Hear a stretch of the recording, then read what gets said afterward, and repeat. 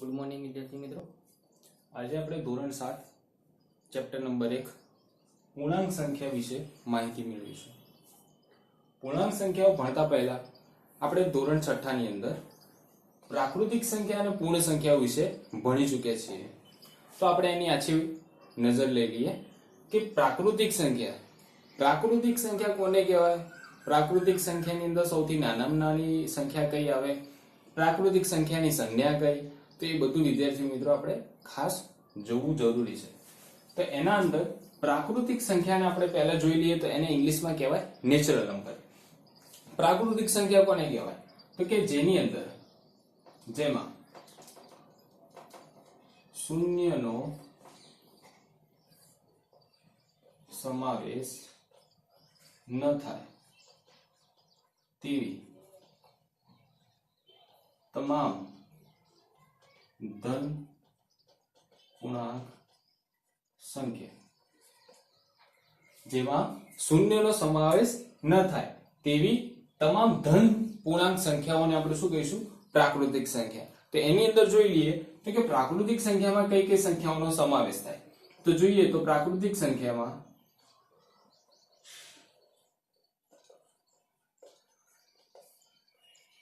એક તો આવશે 0 આવશે નહીં, 1 2 3 4 ડેશ ડેશ ડેશ અનંત।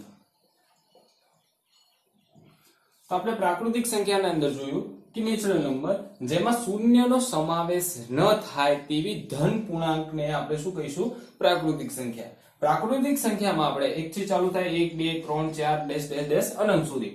તો હવે વિદ્યાર્થી મિત્રો ખાસ જોઈએ કે જ્યારે આપણે 1 માર્ક્સ ની અંદર ખાલી જગ્યા અથવા એમસીક્યુ ની અંદર આપણે ખાસ પૂછાતું હોય છે કે પ્રાકૃતિક સંખ્યામાં સૌથી નાનામાં નાની સંખ્યા કઈ। તો કે પ્રાકૃતિક સંખ્યામાં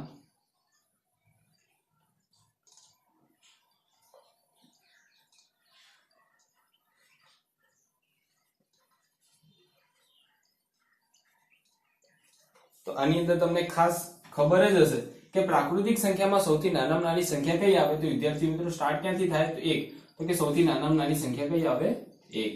યાદ રાખજો કે પ્રાકૃતિક સંખ્યામાં સૌથી નાનામાં નાની સંખ્યા કઈ આવે 1। ત્યારબાદ એક બીજું બી ખાસ પૂછાતું હોય છે કે પ્રાકૃતિક સંખ્યાની સંજ્ઞા કઈ। તો એ પણ ખાલી જગ્યા એમસીક્યુ ની અંદર વારંવાર પૂછાતું હોય છે કે પ્રાકૃતિક સંખ્યાની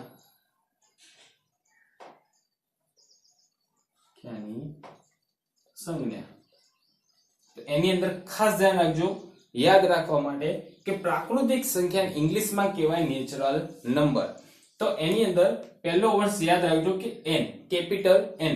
તો એની અંદર પ્રાકૃતિક સંખ્યાની સંજ્ઞા કીધી હોય તો એના અંદર પણ કેપિટલ n દ્વારા દર્શાવવામાં આવે છે। તો આ ખાસ માહિતી હતી આપણી પ્રાકૃતિક સંખ્યાની। તો હવે પૂર્ણ સંખ્યા વિશે જોઈએ તો પૂર્ણ સંખ્યાની અંદર શું આવશે તો કે પૂર્ણ સંખ્યાને ઇંગ્લિશમાં કહેવાય હોલ નંબર। શું કહેવાય? Whole number. તો કે પૂર્ણ સંખ્યા કોને કહેવાય વિદ્યાર્થી મિત્રો? તો ધ્યાન રાખજો કે જ્યારે પ્રાકૃતિક સંખ્યામાં શૂન્યનો સમાવેશ થતો નહોતો તો પૂર્ણ સંખ્યામાં હવે શૂન્યનો સમાવેશ થાય છે। તો કે જેમાં શૂન્ય સાથેની તમામ ધન પૂર્ણાંક સંખ્યાને પૂર્ણ સંખ્યા કહેવાય છે। તો યાદ રાખજો કે જેની અંદર જેમાં શૂન્ય સાથેની તમામ ધન પૂર્ણાંક સંખ્યાને પૂર્ણ સંખ્યા કહે છે। ફરીથી પૂર્ણ સંખ્યા ઇંગ્લિશમાં કહેવાય હોલ નંબર જેમાં શૂન્યનો સાથે સમાવેશ થાય તેવી તમામ ધન સંખ્યાઓને આપણે શું કહીશું, પૂર્ણ સંખ્યા। હવે પૂર્ણ સંખ્યામાં કઈ કઈ સંખ્યાઓનો સમાવેશ થાય તો જોઈ લઈએ।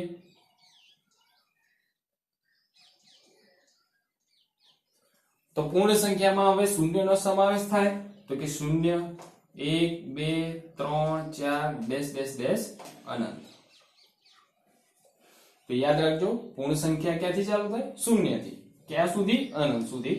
તો હવે બીજું વિદ્યાર્થી મિત્રો જ્યારે પ્રાકૃતિક સંખ્યામાં જોયું કે પ્રાકૃતિક સંખ્યામાં સૌથી નાનામાં નાની સંખ્યા કે એ જ રીતે પૂર્ણ સંખ્યામાં પણ ઇમ્પોર્ટન્ટ ક્વેશ્ચન આવે છે એમસીક્યુ ખાલી જગ્યામાં કે પૂર્ણ સંખ્યાની અંદર સૌથી નાનામાં નાની પૂર્ણ સંખ્યા કઈ? પૂર્ણ સંખ્યામાં સૌથી નાનામાં નાની સંખ્યા ખાલી જગ્યા છે. તો યાદ રાખજો કે આની અંદર પણ શૂન્ય પૂર્ણ સંખ્યા ક્યાંથી ચાલુ થાય? શૂન્ય. તો સૌથી નાનામાં નાની પૂર્ણ સંખ્યા કઈ થાય? તો કે શૂન્ય. ત્યારબાદ ફરીથી પ્રાકૃતિક સંખ્યાની સંજ્ઞા તો કે કેપિટલ M. તો એ જ રીતે પૂર્ણ સંખ્યાની અંદર પણ સંજ્ઞા પૂછાતી હોય છે. તો કે પૂર્ણ સંખ્યાની સંજ્ઞા. તો પૂર્ણ સંખ્યાની સંજ્ઞા કઈ થાય મિત્રો? વિદ્યાર્થી મિત્રો કે પૂર્ણ સંખ્યા એને ઇંગ્લિશમાં કહેવાય હોલ નંબર. તો એની અંદર પણ પહેલો વર્ડ પકડી લેવાનો કેપિટલ W. તો એ જ રીતે વિદ્યાર્થી મિત્રો યાદ રાખવા માટે આપણે શું કરીશું? એને ઇંગ્લિશ નામ યાદ રાખીશું કે પૂર્ણ સંખ્યાની ઇંગ્લિશમાં કહેવાય હોલ નંબર, એટલે પૂર્ણ સંખ્યાની સંજ્ઞા કેપિટલ W વાળા દર્શાવવામાં આવે છે. તો આથી વિદ્યાર્થી મિત્રો પ્રાકૃતિક સંખ્યા અને પૂર્ણ સંખ્યા વિશેની માહિતી. પ્રાકૃતિક સંખ્યાની અંદર જોઈએ તો કે જેમાં શૂન્યનો સમાવેશ ન થાય તેવી ધન પૂર્ણાંક સંખ્યાઓને આપણે શું કહીશું? પ્રાકૃતિક સંખ્યા. હવે પ્રાકૃતિક સંખ્યામાં ક્યાંથી ચાલુ થાય? તો કે 1 થી ચાલુ થાય. 1 2 3 ડેશ ડેશ ડેશ અનંત સુધી. પ્રાકૃતિક સંખ્યામાં નાનામાં નાની સંખ્યા પૂછી હોય તો કઈ આવે? તો કે 1. પ્રાકૃતિક સંખ્યાની સંજ્ઞા પૂછી હોય તો કે કેપિટલ N. પૂર્ણ સંખ્યાને ઇંગ્લિશમાં કહેવાય હોલ નંબર, જેમાં શૂન્ય સાથેની તમામ ધન પૂર્ણાંક સંખ્યાને પૂર્ણ સંખ્યા કહે છે. તો પૂર્ણ સંખ્યાની અંદર પણ ક્યાંથી ચાલુ થાય? તો કે શૂન્યનો સમાવેશ થાય, એટલે કે 0 1 2 3 ડેશ ડેશ ડેશ અનંત સુધી. પૂર્ણ સંખ્યામાં સૌથી નાનામાં નાની સંખ્યા પૂછી હોય તો વિદ્યાર્થીઓ સ્ટાર્ટ ક્યાંથી થાય? તો 0 આવશે. તો પૂર્ણ સંખ્યાની સંજ્ઞા પૂછી હોય તો હોલ નંબર આધારિત એને કેપિટલ W વડે દર્શાવવામાં આવે છે. તો હવે આની અંદર પણ એક ક્વેશ્ચન પૂછાતો હોય કે પ્રાકૃતિક સંખ્યામાં સૌથી મોટી સંખ્યા અથવા પૂર્ણ સંખ્યાની અંદર સૌથી મોટી સંખ્યા કઈ આવે? તો કે ન મળે. વિદ્યાર્થી મિત્રો શું લખીશું? ન મળે. ત્યારબાદ હવે પૂર્ણાંક સંખ્યાઓની અંદર પ્રાકૃતિક અને પૂર્ણ સંખ્યા વિશેની માહિતી મેળવી. તો હવે એના દ્વારા હવે પૂર્ણાંક સંખ્યાઓ વિશેની માહિતી મેળવીશું. પૂર્ણાંક સંખ્યાઓ ઇંગ્લિશમાં કહેવાય એને ઇન્ટીજર્સ. શું કહેવાય વિદ્યાર્થી મિત્રો? ઇન્ટીજર્સ. તો હવે પૂર્ણાંક સંખ્યાઓ કોને કહેવાય? તો પૂર્ણાંક સંખ્યાઓ કોને કહેવાય? કે જેમાં ધન પૂર્ણાંક, ઋણ પૂર્ણાંક તેમજ શૂન્ય પૂર્ણાંકનો સમાવેશ થાય તેને પૂર્ણાંક સંખ્યા કહીશું.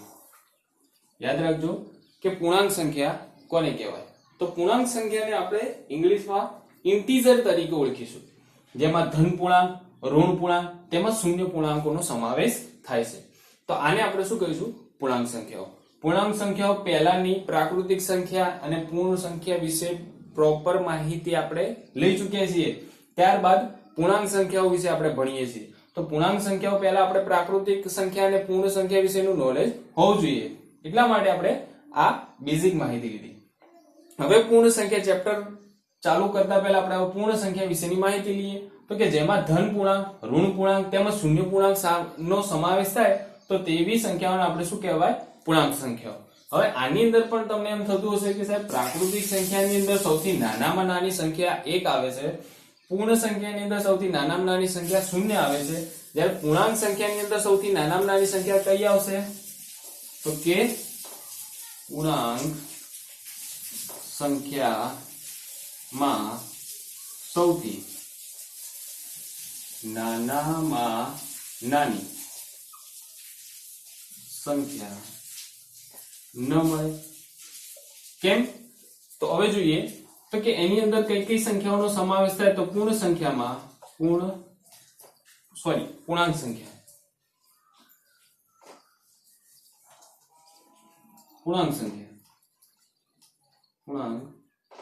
સંખ્યા એની અંદર dash dash dash -3 -2 -1 0 1 2 3 dash dash dash અનંત સુધી. તો અહીંયા ઋણ પૂર્ણાંક પણ આવે છે, શૂન્ય પણ આવે છે, ધન પૂર્ણાંક પણ આવે છે, પણ ધન પૂર્ણાંક અનંત સુધી, ઋણ પૂર્ણાંક અનંત સુધી, એટલે સૌથી નાનામાં નાની સંખ્યા મળતી નથી. હવે એક બીજો પ્રશ્ન થાય કે નેચરલ નંબરની અંદર સંજ્ઞા હતી n, પૂર્ણ સંખ્યાની સંજ્ઞા હતી w, તો પૂર્ણાંક સંખ્યાની પણ સંજ્ઞા આવતી હોય તો પૂર્ણાંક સંખ્યાની સંજ્ઞા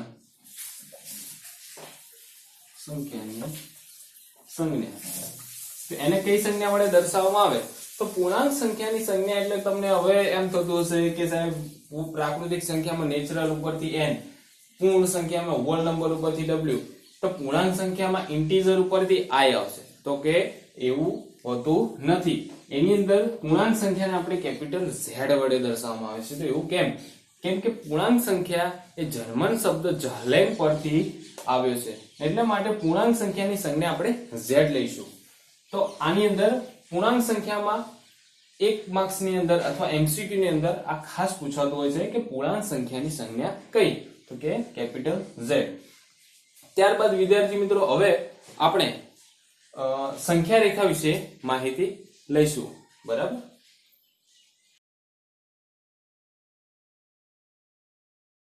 તો વિદ્યાર્થી મિત્રો આપણે હવે સંખ્યા રેખા વિશે માહિતી લઈશું. તો કે સંખ્યા રેખાની અંદર સંખ્યા રેખા જે આપણે ધોરણ 6 ની અંદર ભણી ચૂક્યા છીએ કે સંખ્યા રેખા કેવી આવે, કેવી રીતે દર્શાવવામાં આવે, અને સંખ્યા રેખાની મદદથી આપણે સરવાળા બાદબાકી કરતા પણ શીખી ચૂક્યા છીએ. તો સંખ્યા રેખા વિશે થોડી માહિતી લઈ લઈએ. તો કે સંખ્યા રેખા માટે આપણે એક રેખા દોરીશું, ત્યારબાદ આપણે મધ્યમાં શૂન્ય લઈશું. એવું જરૂરી નથી કે મધ્યમાં શૂન્ય આવે, આપણે રેખાની ગમે તે બાજુ તમે શૂન્ય લઈ શકો છો.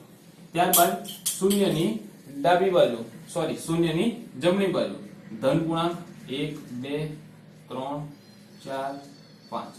ત્યારબાદ શૂન્યની ડાબી બાજુ ઋણ પૂર્ણાંક -1 -2 -3 -4. તો આ હતી સંખ્યા રેખા. સંખ્યા રેખાની અંદર મધ્યમાં શૂન્ય લીધા, શૂન્યની જમણી બાજુ ધન પૂર્ણાંક, શૂન્યની ડાબી બાજુ ઋણ પૂર્ણાંક. તો આ પણ ખાસ યાદ રાખવા જેવું છે કે સંખ્યા રેખાની જમણી બાજુ કઈ પૂર્ણાંક સંખ્યાઓ આવે તો કે ધન પૂર્ણાંક, અને સંખ્યા રેખાની ડાબી બાજુ કયા પૂર્ણાંક આવે તો કે ઋણ પૂર્ણાંક. તો આ ખાસ યાદ રાખવા જોઈએ કે સંખ્યા રેખાની અંદર શૂન્યની જમણી બાજુ ધન પૂર્ણાંક સંખ્યા, શૂન્યની ડાબી બાજુ ઋણ પૂર્ણાંક સંખ્યાઓનો સમાવેશ થાય છે. ત્યારબાદ સંખ્યા રેખાની અંદર એક ખાસ જોવા જેવું છે કે કોઈ પણ સંખ્યાને આપણે દર્શાવી હોય સંખ્યા રેખા ઉપર તો કઈ રીતે દર્શાવી, એક એક્ઝામ્પલ લઈએ. એક સંખ્યા રેખા દોરું જેની અંદર 0 1 2 3 4 5 અને 6, જેની અંદર હવે તમને કીધું કે સંખ્યા રેખા ઉપર 4 દર્શાવો, તો કે સંખ્યા રેખા ઉપર 4 ક્યાં છે તો કે અહીંયા. તો આપણે એક ગોલ માર્ક દર્શાવીશું, તો આને કહેવાય સંખ્યા રેખા ઉપર દર્શાવતી સંખ્યા. તો હવે સંખ્યા રેખાની અંદર એક મહત્વની બાબત એ છે કે જ્યારે કોઈ પણ સંખ્યાને, કોઈ પણ ધન સંખ્યાને આપણે ધન વડે એટલે કે પ્લસ કરીશું, કોઈ પણ સંખ્યામાં ધન પૂર્ણાંક ઉમેરતા સંખ્યા રેખાની જમણી બાજુ ખસીશું. તો કોઈ પણ સંખ્યામાં ધન પૂર્ણાંક ઉમેરતા સંખ્યા રેખાની જમણી બાજુ આપણે ખસીશું. તો આની અંદર એક એક્ઝામ્પલ આપું કે 3 + 2. 3 + 2 તો સંખ્યા રેખાની અંદર સરવાળાની અંદર 3 કોઈ પણ સંખ્યા, જો કોઈ પણ સંખ્યા મેં 3 લીધી જેના અંદર ધન પૂર્ણાંક ઉમેરતા એટલે કે 2 ઉમેર્યા, તો આપણે કઈ બાજુ જઈશું તો કે જમણી બાજુ ખસીશું. તો કે સંખ્યા રેખાની જમણી બાજુ ખસીશું. જોઈએ તો આની અંદર આપણે 0 1 2 3 4 5 6 7. તો જો વિદ્યાર્થી મિત્રો આપણે આ એક્ઝામ્પલ સમજતા પહેલા એક એક્ઝામ્પલ લઈએ કે પાલનપુર થી અમદાવાદ જવું છે. ક્યાં? પાલનપુર થી અમદાવાદ.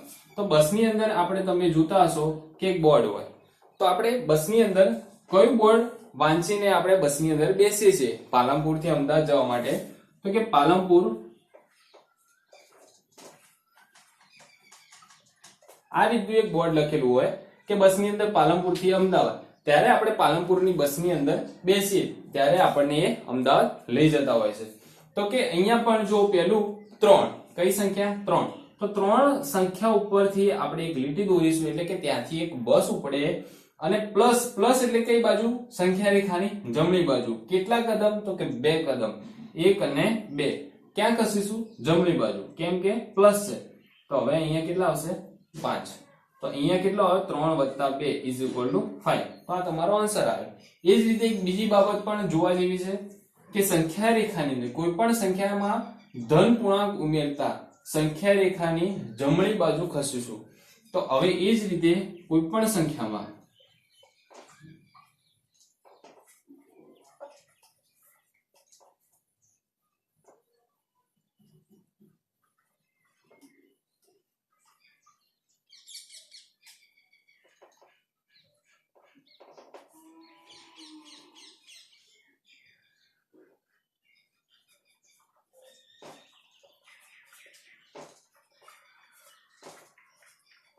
તો કોઈ પણ સંખ્યામાં ધન પૂર્ણાંક બાદ કરતા આપણે કઈ બાજુ ખસીશું? તો કે ડાબી બાજુ. સંખ્યા રેખાની કઈ બાજુ ખસીશું? ડાબી બાજુ. તો એનો પણ એક એક્ઝામ્પલ લઈ લઈએ.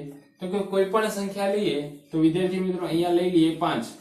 એની અંદર કોઈ પણ સંખ્યા ધન પૂર્ણાંક બાદ કરતા આપણે કોઈ પણ ધન પૂર્ણાંક બાદ કરી દઈએ એટલે કે 3, બરાબર. તો આની અંદર સંખ્યા રેખામાં કઈ રીતે દર્શાવવામાં આવે? તો કે પહેલા જોઈએ તો કે 0, 1, 2, 3, 4, 5, 6 અને 7. તો હવે અહીંયા જુઓ, પહેલા બસ ક્યાંથી ઉપડશે? તો કે 5 થી. તો કે 5 થી આપણે બસ ઉપાડીએ. હવે જોઈએ કે માઈનસ એટલે કે બાદ કરતા ઋણ પૂર્ણાંક, બરોબર. તો કે બાદ કરતા આપણે હવે કઈ બાજુ ખસીશું? તો કે ડાબી બાજુ, ડાબી બાજુ ખસીશું. કેટલા કદમ? 3 કદમ, 1, 2 ને 3 કદમ. તો કેટલા આયા? 2. તો અહીંયા જુઓ 5 - 3 બરાબર કેટલો જવાબ આવી ગયો? 3. તો આ વસ્તુ ખાસ ધ્યાન રાખવા જેવી છે કે 5 થી બસ ઉપડી, માઈનસ એટલે કે આપણે સંખ્યા રેખાની ડાબી બાજુ ખસીશું. કેટલા કદમ? 3. 1, 2 ને 3 કેટલો જવાબ આવે? 2. તો 5 - 3 બરાબર કેટલો? 2 જવાબ આવે. તો આ હતી ખાસ સંખ્યા રેખા વિશેની માહિતી.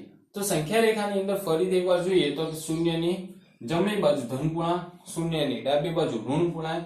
બીજી વાત હતી કે કોઈ પણ સંખ્યામાં ધન પૂર્ણાંક ઉમેરતા સંખ્યા રેખામાં જમણી બાજુ ખસીએ. તો કે 3 + 2 એટલે કે 3 થી બસ ઉપડે, પ્લસ છે એટલે કે જમણી બાજુ ખસીશું. કેટલા કદમ? તો કે 2 કદમ. તો કેટલો જવાબ આવ્યો? 5. એ જ રીતે કોઈ પણ સંખ્યામાં ધન પૂર્ણાંક બાદ કરતા ડાબી બાજુ ખસીશું એટલે કે અહીંયા 5 થી બસ ઉપડશે, માઈનસ એટલે કે આપણે ડાબી બાજુ ખસીશું. કેટલા કદમ? 3, 1, 2 ને 3. તો કેટલો જવાબ આવ્યો? 2. તો આ હતી આપણે સંખ્યા રેખા વિશેની માહિતી. હવે વિદ્યાર્થી મિત્રો આપણે પૂર્ણાંક સંખ્યાની અંદર એક્ઝામ્પલ્સ ગણીશું. જેની અંદર પહેલું છે સાદુરૂપ આપો. હવે આ સાદુરૂપ આપતા પહેલા એક બેઝિક વસ્તુ તમને કહી દઉં કે તમે પહેલા 6ઠ્ઠા ધોરણમાં પણ કદાચ ભણી ચૂક્યા છો કે જેની અંદર plus plus plus, minus minus plus, plus minus minus, minus plus minus. આ ખાસ તમે ના યાદ હોય તો યાદ કરી લેજો, કારણ કે આ ખૂબ જ ઇમ્પોર્ટન્ટ વસ્તુ છે. હાલના ધોરણમાં આ દાખલાઓમાં તેમજ અગાઉના ધોરણોમાં પણ આ ખૂબ જ ઉપયોગી થશે. જેની અંદર પ્લસ પ્લસ પ્લસ થાય, માઇનસ માઇનસ પ્લસ થાય, પ્લસ માઇનસ માઇનસ થાય, માઇનસ પ્લસ માઇનસ થાય. આની અંદર એક બીજું પણ ટ્રીક છે યાદ રાખવા કે જ્યારે બંને સમાન ચિહ્ન હોય એટલે હંમેશા યાદ રાખવું પ્લસ આવશે, જ્યારે બંને વિરોધી ચિહ્ન હોય તો યાદ રાખવું હંમેશા માઇનસ આવશે. કે પ્લસ પ્લસ પ્લસ થાય, માઇનસ માઇનસ પ્લસ થાય, પ્લસ માઇનસ માઇનસ થાય, માઇનસ પ્લસ માઇનસ થાય. બરોબર? તો આ ખાસ યાદ રાખવું. આના ઉપરથી આપણે દાખલા ગણીશું. જેની અંદર પહેલો દાખલો કે 25 + 45. હવે આની અંદર જોજો 25 + 45. તો આની અંદર તમને ખબર છે કે 25 + 45 એટલે કે સરવાળો જ કરવાનો છે. કે 25 ને 45 કેટલા થાય? તો કે 5 ને 5 10, 0 વધી 1 ને 4 ને 3 70. કેટલા થાય? 70. ત્યારબાદ બીજું એક્ઝામ્પલ કે અહીંયા જોજો ખાસ હવે દાખલા ચાલુ થાય છે કે જેની અંદર હવે -30 + 35. હવે બંને ચિહ્નો જ્યારે ભેગા થાય ત્યારે આપણે કન્ફ્યુઝન ઊભું થાય કે સાહેબ બાદબાકી કરવી કે સરવાળો કરો. ખાસ યાદ રાખજો કે જ્યારે બંને ચિહ્નો વચ્ચે કોઈ સંખ્યા આવી જાય તો આપણે ચિહ્ન બદલવાનું નહીં, એટલે કે માઇનસ પ્લસ થાય તો માઇનસ પ્લસ અહીંયા જુઓ તો કે માઇનસ પ્લસ શું થાય વિદ્યાર્થી મિત્રો? માઇનસ, એટલે કે બાદબાકી કરીશું. પણ બાદબાકી ક્યાં કરીશું? તો કે માઇન્ડમાં. તમે જોજો કે માઇનસ પ્લસ માઇનસ થાય એટલે કે આપણે 30 માંથી 35 બાદ કરીએ એટલે કે 5 આવે. કેટલા આવે? 5. તો આની અંદર યાદ રાખજો કે આપણે શું કર્યું? બાદબાકી. કેમ? માઇનસ પ્લસ શું થાય? માઇનસ. અહીંયા બંને ચિહ્નો વચ્ચે કોઈ સંખ્યા આવી જાય ત્યારે ચિહ્ન બદલીશું નહીં, એનું જ રાખીશું. પણ ક્યાં બદલીશું? માઇન્ડમાં. એટલે કે માઇનસ પ્લસ માઇનસ 30 માંથી 35 જાય એટલે 5. હજી પણ જોજો જવાબ આવ્યો નથી. હવે તમારે ફરી પાછું જવાબ જ્યારે આવે ત્યારબાદ આપણે રકમની અંદર જોઈશું કે સૌથી મોટી સંખ્યા કઈ? તો કે 35. 35 આગળનું ચિહ્ન કયું? તો કે પ્લસ. તો અહીંયા જવાબ પણ શું આવશે? +5. હવે તમારો આન્સર આવી ગયો. ત્યારબાદ ત્રીજો એક્ઝામ્પલ જોઈએ. અહીંયા જોજો -20 વત્તા -10. હવે અહીંયા તો ત્રણ ચિહ્નો ભેગા થયા, માઇનસ પ્લસ ને માઇનસ. હવે શું કરીશું? તો ધ્યાન રાખજો, મેં તમને શું કીધું હતું કે જ્યારે બંને ચિહ્નો વચ્ચે કોઈ સંખ્યા આવી જાય તો આપણે ચિહ્ન બદલીશું નહીં. પરંતુ જ્યારે બંને ચિહ્નો ભેગા થાય પણ એની વચ્ચે કોઈ સંખ્યા નથી તો એને ચિહ્ન એકમાં ફેરવી દઈશું. એટલે કે સૌપ્રથમ -20 પ્લસ માઇનસ. જોજો પ્લસ માઇનસ શું થાય? માઇનસ. તો આપણે પ્લસ માઇનસ એટલે એક ચિહ્નમાં ફેરવી દઈએ એટલે કે -10. હવે જોજો માઇનસ માઇનસ એટલે કે પ્લસ થાય પણ હવે આપણે ચિહ્ન બદલીશું નહીં. કેમ? કે માઇનસ અને માઇનસ બંને ચિહ્નો વચ્ચે સંખ્યા આવી જાય છે. એટલે કે હવે શું થાય? તો કે minus minus minus minus plus, એટલે કે 20 અને 10 30. હવે આપણે ફરી પાછા રકમની અંદર આવી જઈએ. સૌથી મોટી સંખ્યા -10. હવે એની અંદર શું ચિહ્ન? માઇનસ, એટલે કે -30. ત્યારબાદ હવે જોઈએ ચોથો એક્ઝામ્પલ. -25 -20. આની અંદર પણ સેમ સિચ્યુએશન, એટલે કે -25. હવે અહીંયા માઇનસ માઇનસ શું થાય? બંને ચિહ્નો ભેગા થયા તો માઇનસ માઇનસ થાય પ્લસ, એટલે કે +20. હવે જોજો માઇનસ પ્લસ એની વચ્ચે ચિહ્ન સંખ્યા આવી ગઈ એટલે આપણે ચિહ્ન બદલીશું નહીં. માઇનસ પ્લસ થાય માઇનસ, એટલે કે બાદબાકી કરીશું. 25 માંથી 20 જાય એટલે કે 5. હવે જતા રહીએ આપણે રકમની અંદર. સૌથી મોટી સંખ્યા કઈ? 25. એની આગળનું ચિહ્ન કયું? માઇનસ, એટલે કે અહીંયા -5. ત્યારબાદ પાંચમો એક્ઝામ્પલ 50 -25. એની અંદર જોજો 50 જ્યારે માઇનસ માઇનસ બંને ભેગા થાય ત્યારે એની વચ્ચે કોઈ સંખ્યા નથી તો એને એક ચિહ્નમાં ફેરવી દઈએ તો માઇનસ માઇનસ થાય પ્લસ, એટલે કે +25. ત્યારબાદ જોઈએ તો 50 વત્તા 25 એટલે કે 75. ફરીથી છઠ્ઠો એક્ઝામ્પલ -21 -10. બંને ચિહ્નો જ્યારે ભેગા થાય બરોબર એની વચ્ચે કોઈ ચિહ્ન સંખ્યા આવી જાય તો આપણે ચિહ્ન બદલીશું નહીં. એટલે કે -21 ને -10 એટલે કે માઇનસ માઇનસ થાય પ્લસ, 21 ને 10 થાય 31. તો હવે મોટી સંખ્યા ચિહ્ન એટલે કે મોટી સંખ્યા 21 એના આગળનું ચિહ્ન માઇનસ એટલે કે -31. બરોબર વિદ્યાર્થી મિત્રો? તો ખાસ આવા દાખલા સમજતા પહેલા આપણે યાદ રાખીશું કે પ્લસ પ્લસ પ્લસ થાય, માઇનસ માઇનસ પ્લસ થાય, પ્લસ માઇનસ માઇનસ થાય, માઇનસ પ્લસ માઇનસ થાય. ત્યારબાદ જ આપણે આ દાખલા ગણી શકીશું. વિદ્યાર્થી મિત્રો, આપણે આજે જે ભણ્યા એની અંદર યાદ રાખવા જેવી કેટલીક બાબતો આપણે ફરીથી જોઈ લઈએ. તમારું રિવિઝન પણ થઈ જાય અને યાદ રાખવા જેવી બાબતો પણ યાદ રહી જાય જે વારંવાર પરીક્ષામાં પૂછાતું હોય છે. સૌપ્રથમ આપણે ભણ્યા હતા કે પ્રાકૃતિક સંખ્યા. તો પ્રાકૃતિક સંખ્યાની અંદર યાદ રાખવા જેવી બાબત એ હતી કે સૌથી નાનામાં નાની પ્રાકૃતિક સંખ્યા. બરોબર? તો એની અંદર તમે યાદ હશે સૌથી નાનામાં નાની પ્રાકૃતિક સંખ્યા કઈ હતી? તો 1. ત્યારબાદ જોઈએ તો પ્રાકૃતિક સંખ્યાની સંજ્ઞા. પ્રાકૃતિક સંખ્યાની સંજ્ઞા. તો પ્રાકૃતિક સંખ્યાની સંજ્ઞા થાય કેપિટલ N. ત્યારબાદ જોઈએ તો આપણે શું જોયું હતું? પ્રાકૃતિક સંખ્યા બાદ હોલ નંબર એટલે કે પૂર્ણ સંખ્યા વિશે જોયું હતું. પૂર્ણ સંખ્યા.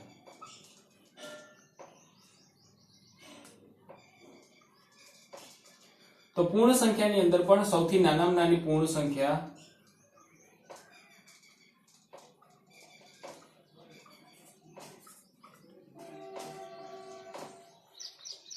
કઈ હતી વિદ્યાર્થી મિત્રો? શૂન્ય. ત્યારબાદ પ્રાકૃતિક સંખ્યામાં સંજ્ઞા હતી n, તો પૂર્ણ સંખ્યાની પણ સંજ્ઞા, પૂર્ણ સંખ્યાની સંજ્ઞા કઈ હતી? તો કે કેપિટલ W, હોલ નંબર. ત્યારબાદ આપણે ચેપ્ટર નું નામ પૂર્ણાંક સંખ્યા, તો પૂર્ણાંક સંખ્યા વિશે જોયું હતું, તો કે પૂર્ણાંક સંખ્યા. પૂર્ણાંક સંખ્યાની અંદર સૌથી નાનામાં નાની સંખ્યા ન મળે, સૌથી મોટા મોટી સંખ્યા ન મળે, તો પૂર્ણાંક સંખ્યાની સંજ્ઞા જોઈએ.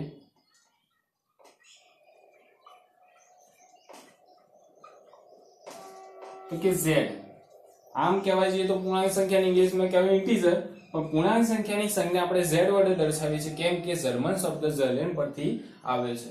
હવે પૂર્ણાંક સંખ્યાની અંદર એક વસ્તુ ખાસ પૂછાય કદાચ, કે પૂર્ણાંક સંખ્યા કોને કહે કે જેની અંદર ધન પૂર્ણાંક, ઋણ પૂર્ણાંક તેમજ શૂન્ય પૂર્ણાંકોનો સમાવેશ થાય, તો એને પૂર્ણાંક સંખ્યા કહેવાય. ત્યારબાદ આપણે હવે જોયું સંખ્યા રેખા વિશે.